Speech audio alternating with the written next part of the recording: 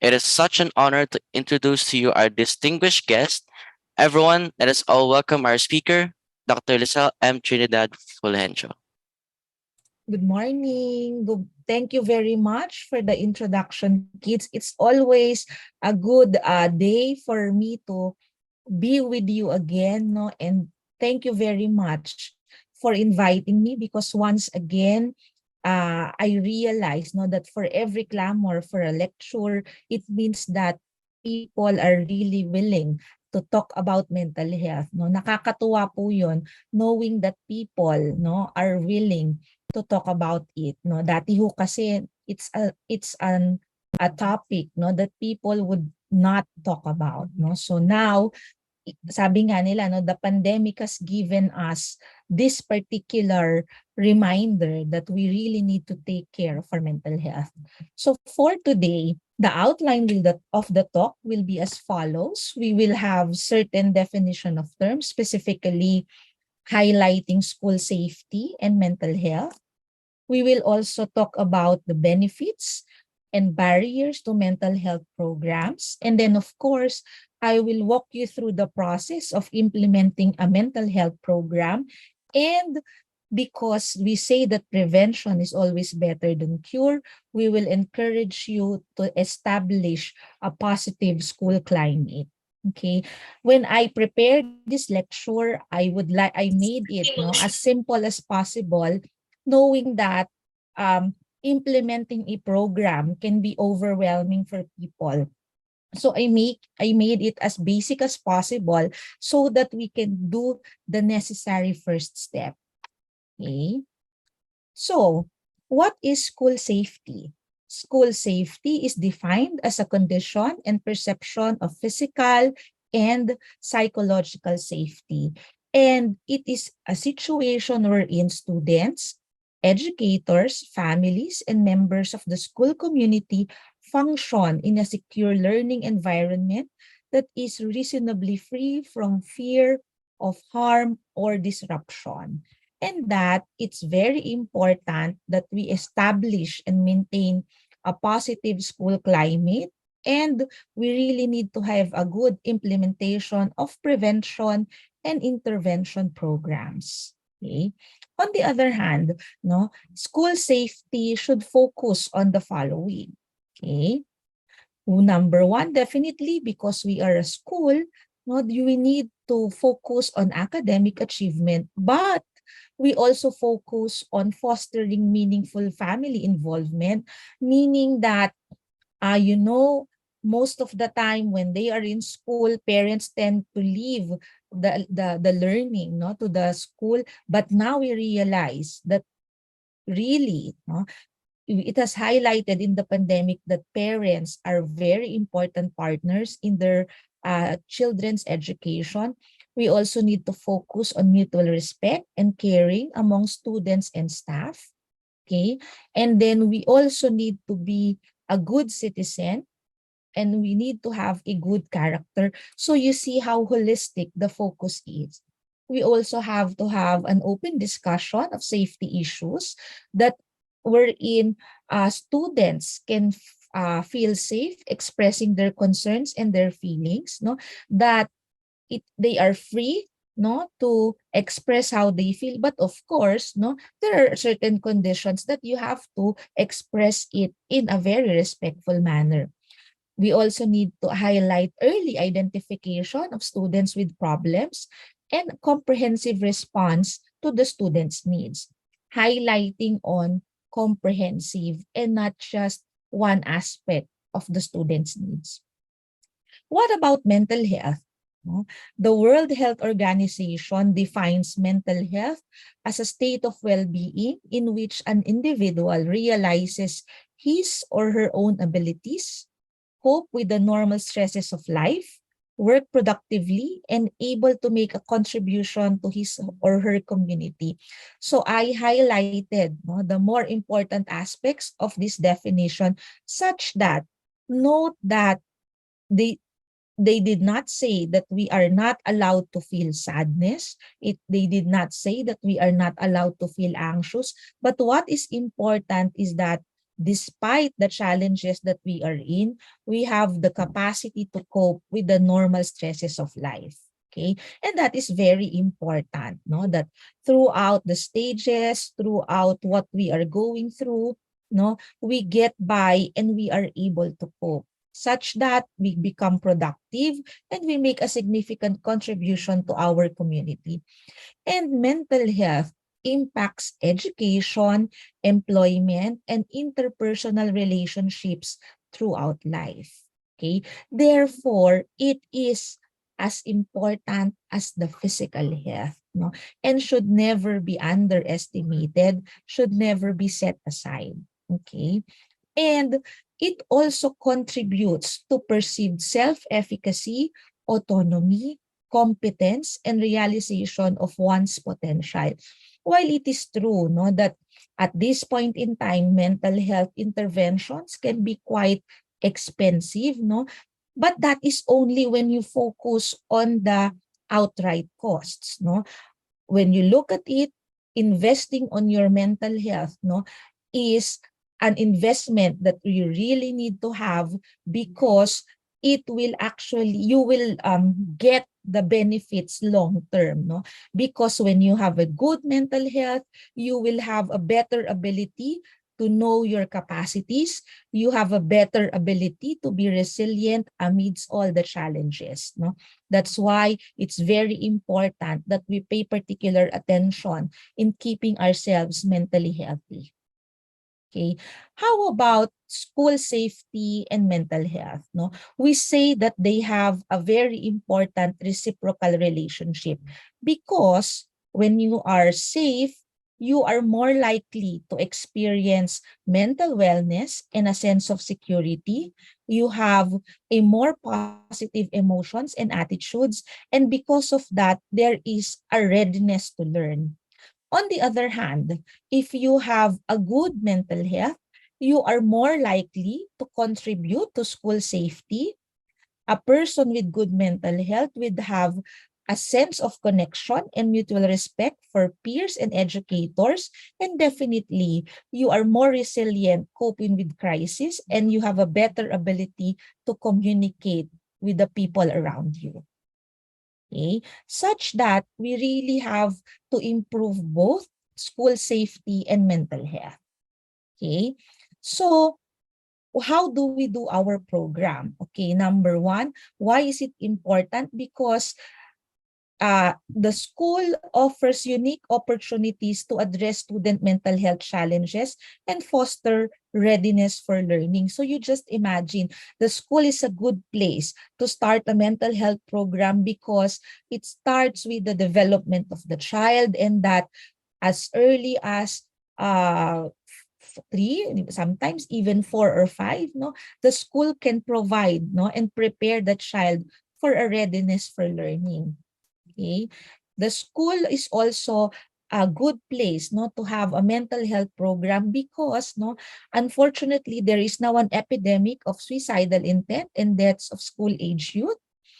You also have an increasing awareness and threats of violence in schools nowadays. No, it's really very alarming that we have incidences of violence even in elementary levels, no? So we have to really address them, and that pressures for academic achievement contributing to student and teacher anxiety, stress, and depression, no? So nowadays, no, while it is true that we focus on enhancing academic achievement, but too much focus on that, okay, can create increased stress, not only for students, no, but even for teachers as well. Okay. You also have an increasing student diversity now, the need for a cultural responsiveness and creating inclusive learning environments for students. Sabi nga natin, hindi ba, every child is unique. Every individual is unique, and that uniqueness has to be celebrated and embraced. And of course, no, we have to be respectful of that diversity. Okay? And okay, there is also a growing societal mistrust inequities, and polarization of communities. That is why we need to address school safety and mental health. Okay? How about the benefits? No, is it really important to have a good school safety and a mental health program? What are benefits that we can derive from them? Number one, it promotes prevention and early intervention because no, when we do the interventions early, we arrest the problem, we manage the problem, and therefore, no, we now have a better chance for that person to regain and recover whatever missed opportunities that he or she has missed. Okay, and then we want to also promote resilience and social emotional competence. No, it's not the standards that we decrease, no, but what we want is to promote resilience. No, we wanted to enhance people's capacities to rise above their challenges. We also want to support learning and academic achievement. And of course, we want to develop uh, teachers' knowledge, skills, and well-being as well. No, even if we are professionals already, there is always a lifelong yearning to learn and enhance our skills. Okay, but what are barriers to having these programs? Okay, there are quite a number of barriers, and one of them is finding time and resources. No, any program requires time. Any program that you would like to implement will always require resources. Okay, and then incentivizing and funding programs. No, so where do we get the funds? How do we manage each other's time? No, that's also very important. And of course, no, there is such a thing as a paradox of professional development. No, while it is true that we wanted no to help improve people, no, however, when we push for too much, when they are not prepared, they can also be equally exhausted. No, and that way it becomes the development that we wanted to enhance becomes counterproductive. No, so you have to make sure that the people are well trained. No, you can also have a reform fatigue and a lack of alignment with change processes. No, for example, if the program no is highly dependent on one person, when that person leaves, no, the program dies down. No, that is the reason why uh, some no will feel tired starting a program kasi after some time the program dies a natural death. So we want to have a certain sustainability.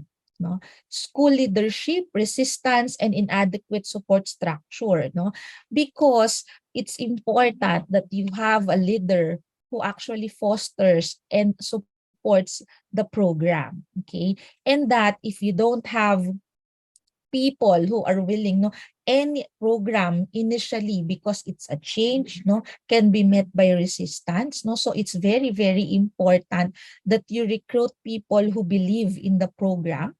And then of course, adequacy of ongoing training for proactive interventions. No, kasi sabi nga natin, for us to have a program, it's really very important also that we train people, no?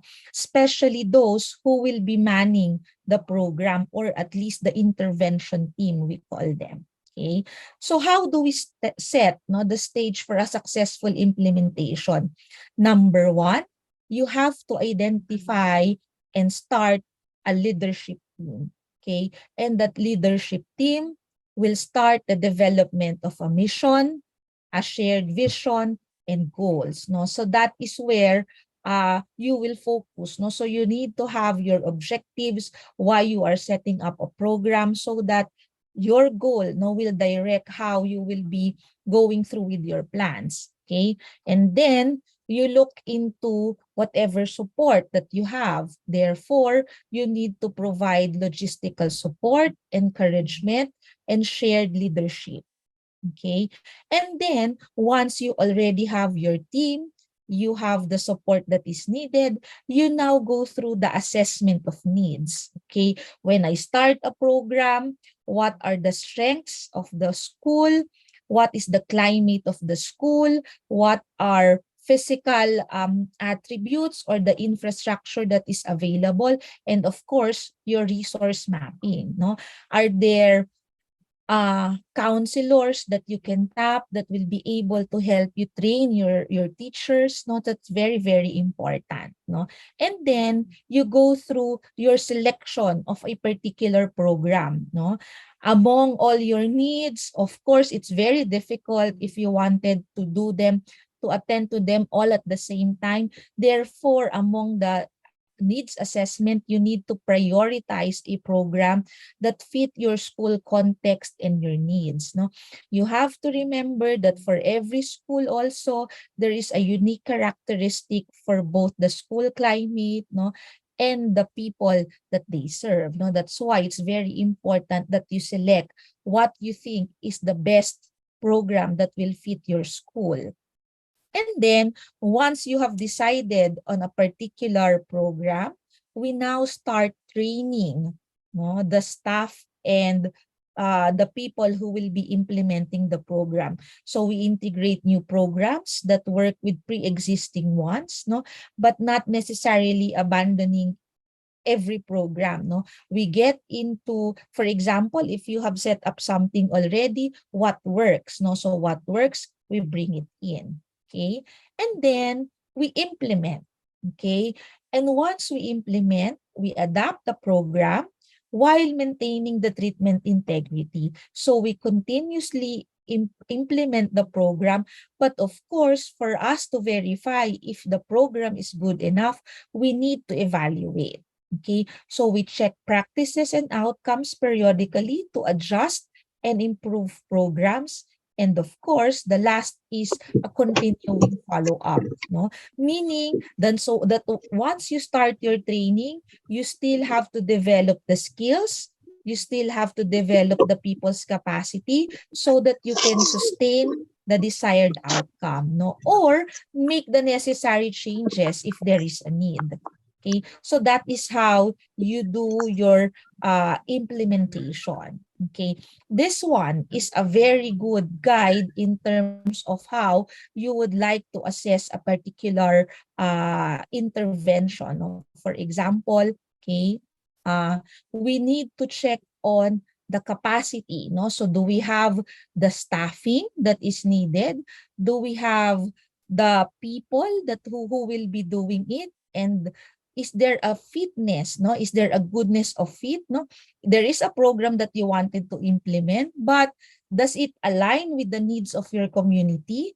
Does it fit with the family and community values, culture, and history? No, and is it aligned with your organizational structure? No, and then you also look into the need. No, what is your target population? No, is it for the parent? Is it for the students? What type of service does it address? A service or a systems gap? No? And then, of course, when you look into a program, you have to look into evidences. Which program works? No? Can this be used in my setting? No, because you have to remember that sometimes, no, you can look into a program coming from, let's say, for example, a different country. You have to also see if there are cultural differences in the way we implement our program. No, and then of course you look into the supports. No, it's very important, no, that you have your expert assistants. It's very important that you have your staffing, your coaching and supervision, because it is a constant process that you will be doing. Okay, here is an example of a multi-level support that you can try to implement. No, in a way, this is how you can determine which program you wanted to do. For example, when you say that you start from the bottom of the pyramid, you start with universal school-wide prevention. Usually, the universal school-wide prevention is provided for the whole school student population to promote healthy social and emotional understanding and skills. So if you want to focus on this particular level, you focus on prevention. Okay? When you go to the next level, you do your selective interventions. No? Selective interventions are provided for students exhibiting risky behaviors to reduce the cause of the problem and build social and emotional skills for healthier functioning. So for example, no, if you see that there are students who are frequently not coming to class, no, so they can be included in your selective interventions, knowing that they are already the students at risk, no. And then you can also do your indicated interventions. Indicated interventions are provided for individual students that exhibit serious problem behaviors or emotions, or these are the students who were identified to have to have a diagnosed, no, mental health concerns, no, because definitely, no, they need more programs that is addressed directly for their needs. Okay, so who are the typical partners for the interventions team? No, you check, these are partners that should come from your school: administrators, nurses, psychologists, guidance counselors, no. Some you can have for bigger schools, you can have social workers, you can have school resource officers, team members, and of course the referring teacher. But aside from the school, you have to also look into your community partners. So are there psychiatrists? Are there pediatricians who would be willing to participate in the team? Are there supervisors or counselors who are willing to visit the school? Or, for example, is there a counselor you can tap to send students who have mental health concerns? No, and then you also look into hospital affiliations for students who might be needing inpatient and outpatient programs. No, sometimes even the courts you have to also be in contact with. Okay, what are examples of possible interventions, no, that you can use? Unfortunately, no, in the Philippines we don't have yet, no, tested programs, no, that we do in school. So these are the samples that I have are mostly in the US, no. So for example, in the universal setting, or at least for your level 1, you can do second step, no, a classroom curriculum that teaches social and emotional skills to decrease impulsive and aggressive behavior and increase social competence, no. You can also have Project Alert, no. Project Alert is a group or classroom intervention in the prevention of alcohol, tobacco, and marijuana use, and of course, violence prevention. You can also have a good behavior game. It's a classroom intervention with a set of evidence-based strategies to in a school game to increase self-regulation and cooperation and decrease unwanted behaviors. Okay. For level 2, which is the targeted evaluations, no, or programs, you can do the Strengthening Families program. No, the goal of this particular intervention is family skills training program to increase resilience and reduce risk factors. No, you can also have a guiding good choices. For example, this is a drug use prevention program that provides parents of children from grades 4 to 8 with knowledge and skills to guide their children through early adolescence, no? And it strengthens and clarifies family expectations for behaviors that promote bonding within the family, no?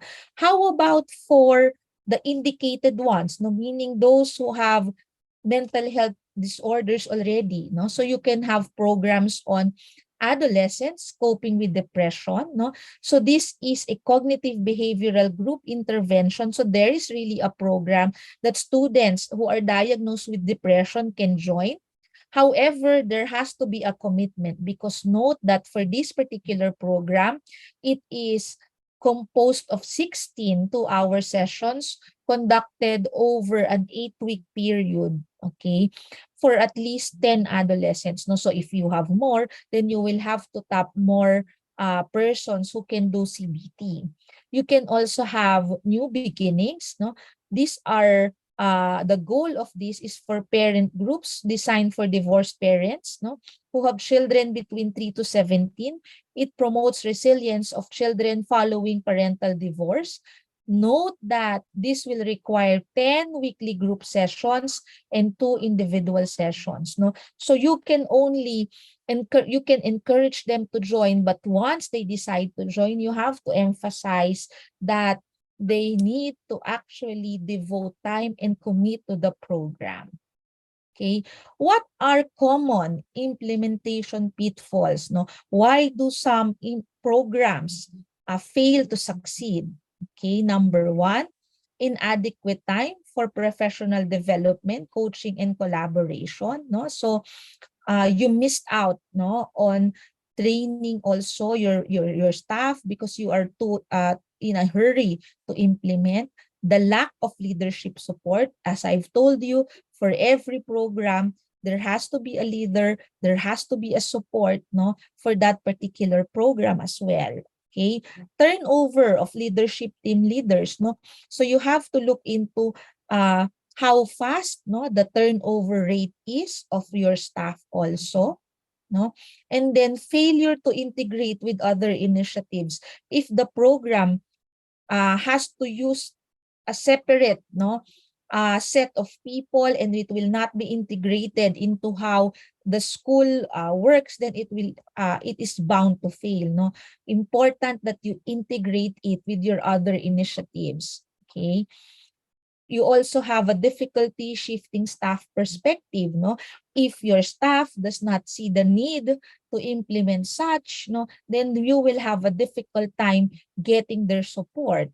Okay, relying on one key leader rather than a team, this is a very common pitfall that we encounter, no. There is a program, there is a good program. Unfortunately, if a program relies only on one person, it is bound to fail and not succeed, no, because it will be very exhausting if you only rely on one person.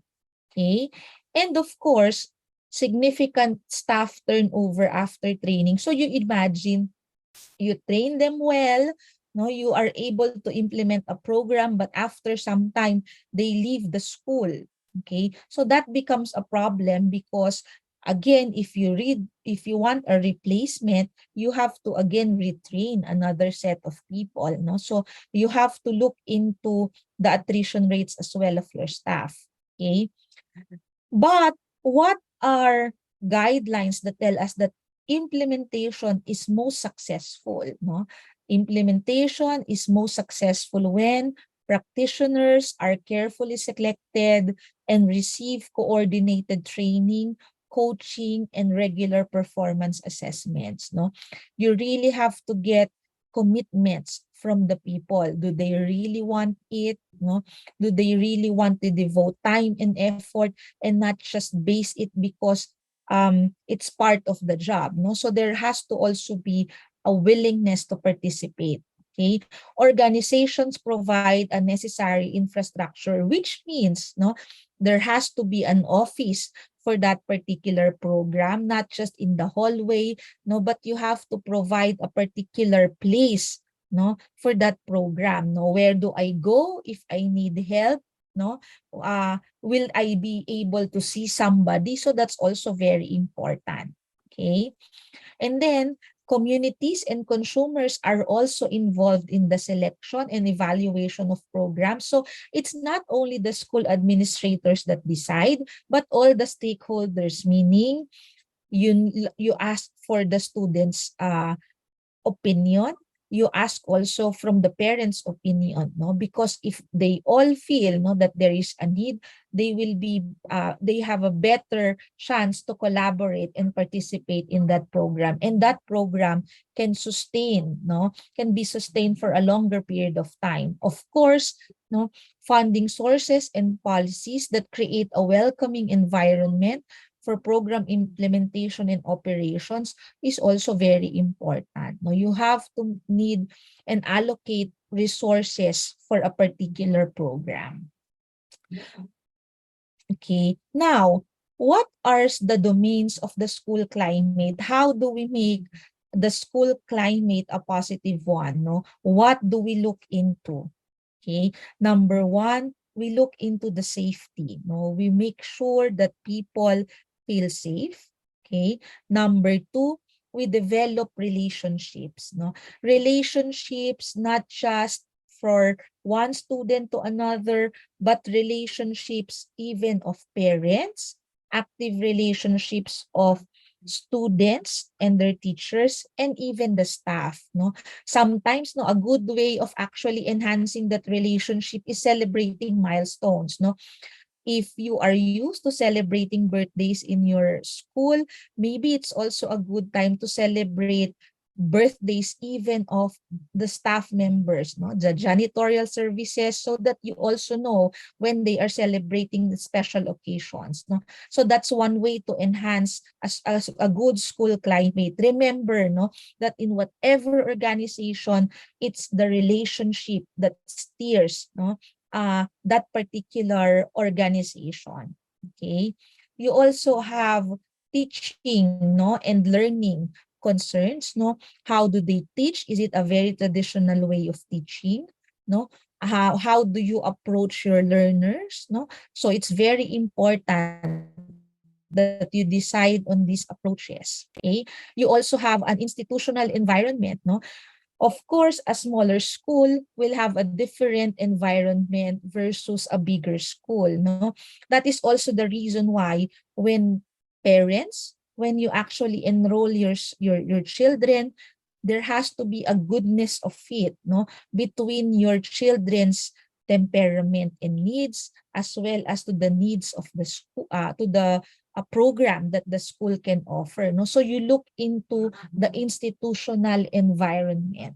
Okay, and of course, the school improvement processes. No, what are the programs that the school can offer, and then what are the things that they can usually do they offer it at a certain period of time. No, so you look into those processes.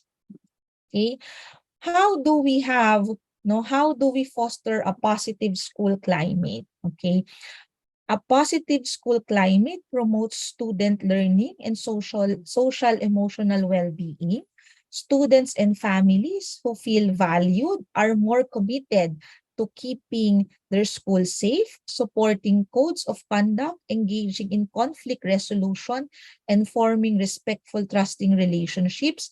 And a positive school climate is associated with greater student willingness to seek help for self and others and reduce the risk of school violence. No? So what are ways that we can actually foster a good school climate? Okay. Number one, we build relationship-centered schools with strong family and community engagement. No, it's very important that you have good relationships. You tell from the moment that the students are enrolled. You tell the parents, no, that parents, we will be asking you to play a particular role. We will be asking you to attend certain webinars, etc. And that's how you can strengthen the engagement. No, kasi even if you implement a program, for example, no, if you implement a parenting seminar but then no, the parents are not willing to participate, that will become a problem. No, so from the very beginning, you have to tell them, lay down the cards, what are the important activities or expectations for each of the person. No, that's how you build relationships. Okay, replace zero tolerance policies for minor offenses with educational approaches that help students learn expected behaviors. For example, no, if you have students who have ADHD, no, blurting is a minor offense that these children can have. No, blurting is when it's not yet your turn and yet you wanted to answer and you wanted to blurt out your opinions. No, instead of scolding them, no, you tell them that, thank you very much for the input, no, and then process the input, but you tell them that some points we will have to discuss them later because at this point, no, this is not yet the time, no, to discuss such concerns, no. So you have to, but you always have to validate. Okay. Number three, you provide targeted support to foster positive student-teacher relationships, mutual respect, and improve student behavior. No, you call out behaviors. No, don't say do not. No, but no. For example, the language was disrespectful.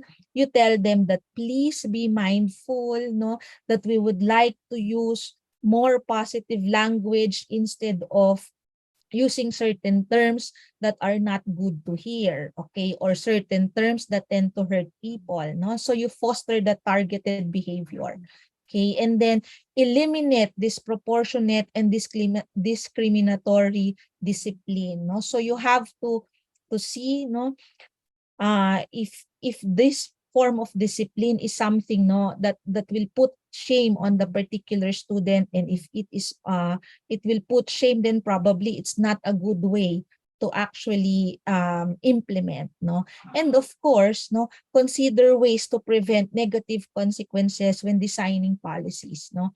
I'll give you an example. There are other, why are science schools, no, have higher rates of students with anxiety and depression? Because some of these schools, when the students enter, no, they have to sign a pact, no, that they will have to pay a corresponding amount if they are unable, no, to finish or complete their education there, no. So you just imagine the stress and the pressure, no, that you will put into the mental health of these children and adolescents who are still developing, no, trying to enhance their efficacy, and yet, no, they were pressured that you have to succeed, otherwise you will have to pay a particular amount, no. Maybe it's about time that you have to reevaluate, no, that particular policy, because that creates and triggers a set of anxiety among these students, no. That's why they have an increased rates for anxiety and depression, no. So this is how, no, you can try to implement school safety and a mental health program that is appropriate with your school, no. And as I end my lecture, I would like us to remember, I always believe, no, that each of us have a capacity to serve as teachers, no, and that at some point we serve as a teacher. Therefore, please always remember that a teacher affects eternity. He can never tell where his influence stops, no. Therefore, as educators, as a parent, no, as a friend, let us all be mindful of the things we say, how we express it, knowing fully well that for every act, for every word, we can never really tell where our influence stops, no. Thank you very much and have a good day.